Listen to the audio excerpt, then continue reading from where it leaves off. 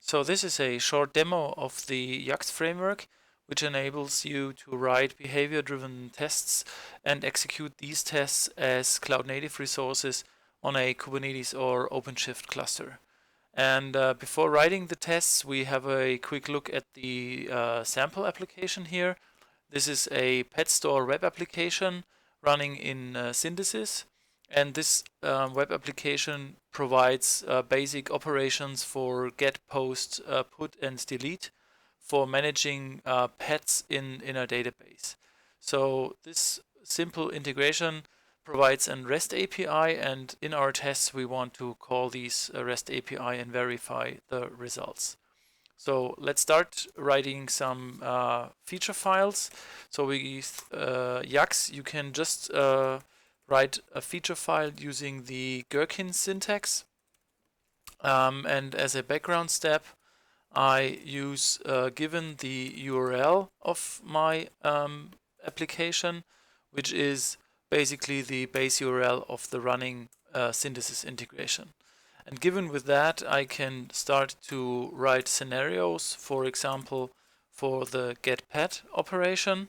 And I can say when send a get request on /pet, and I'm using a placeholder for the pet ID, then I should receive the HTTP 200 OK status code.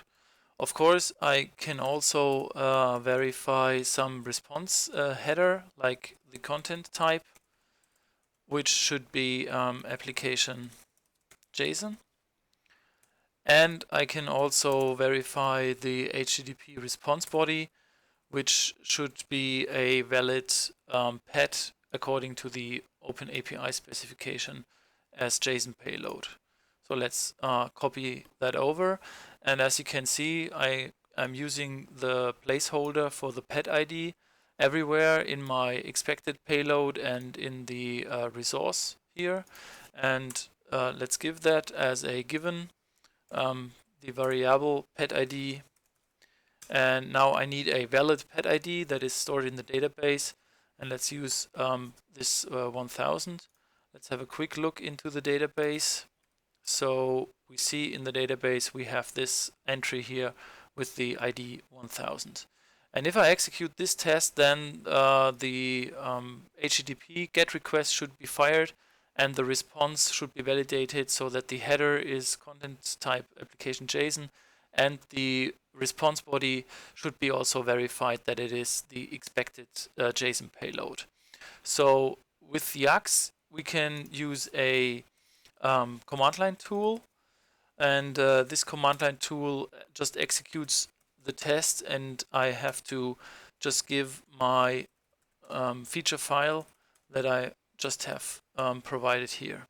And when I execute this, the test is creating a custom resource on the cluster, and the YAKS operator takes care of that and executes the test on the cluster and provides me with the test results. So the test is running inside the cluster as a custom resource. And the test results are passed, which is great. So let's have a quick look into the OpenShift console. And here we see we have a new pod. It's a few seconds old. It's completed. And if we go in here and have a look at the config map, we see that this is exactly the same feature file that I have provided a few seconds ago. So this is the basic framework. You can write your HTTP or your feature files with Gherkin syntax. The tester is not worrying about how to send a HTTP GET request or how to verify all these responses.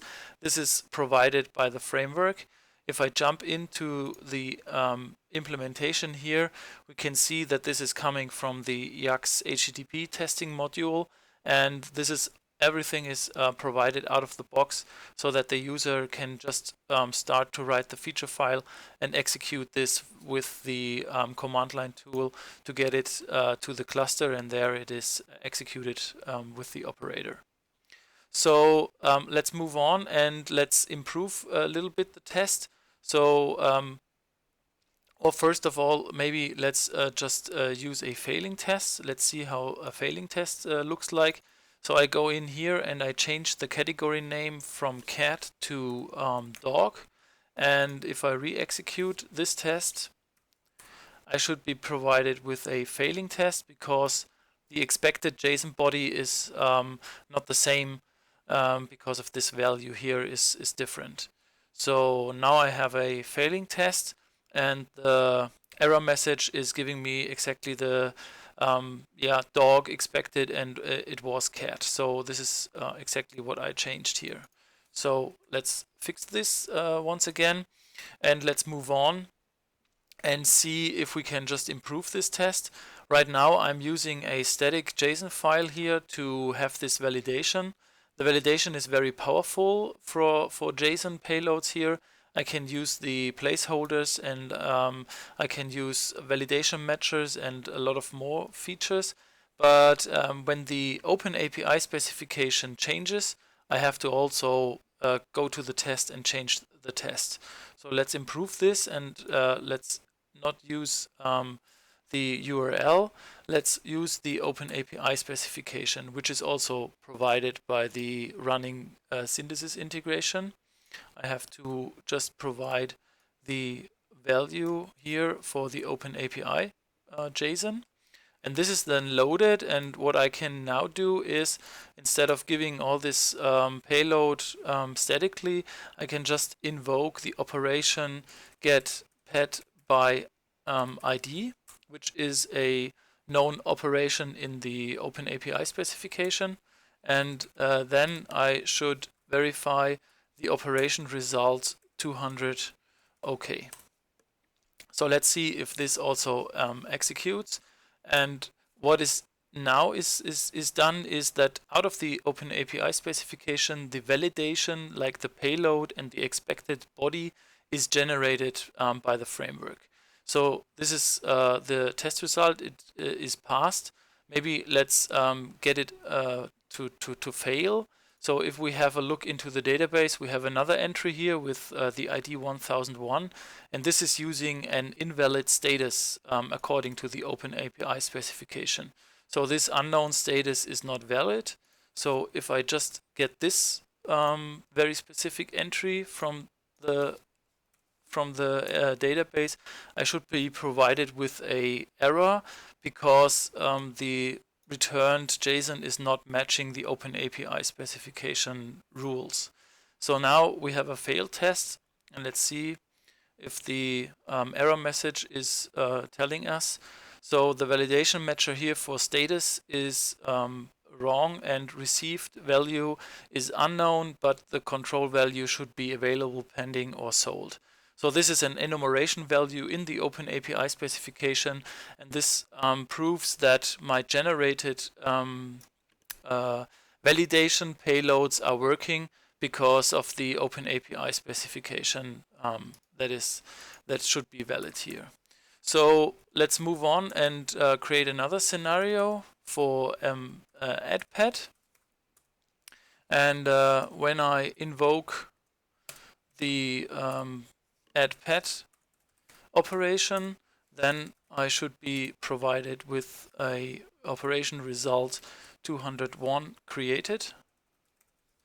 And I can just execute this test, and this should be generating a sample pet that is added to the database, and this is a randomized JSON value. So let's execute this test and see that we have a new entry in the database. So both scenarios were passing. Let's have a look into the database. And now we have a new entry in here, and this uses a randomized name and category, but the status enumeration value is also picked from the OpenAPI specification. So this generates a new pet following the rules in the OpenAPI specification and adds it to the database. So if we want to have some more human readable values in here, we can use a so-called outbound data dictionary. And this data dictionary will create some more human readable values for name and category name. And this is using then a enumeration value for the generated data. So let's just re-execute the test once more and see how this affects the generated pet in this add pet scenario.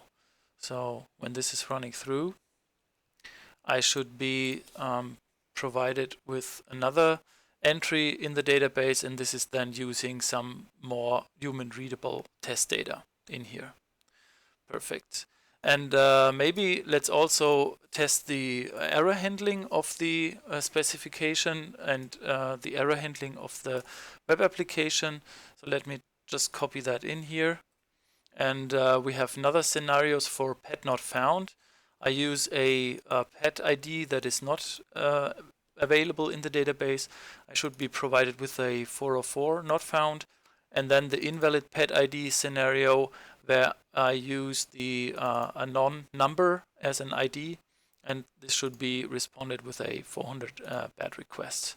So let's just use that as another test, and now we should have several scenarios executed to test our application.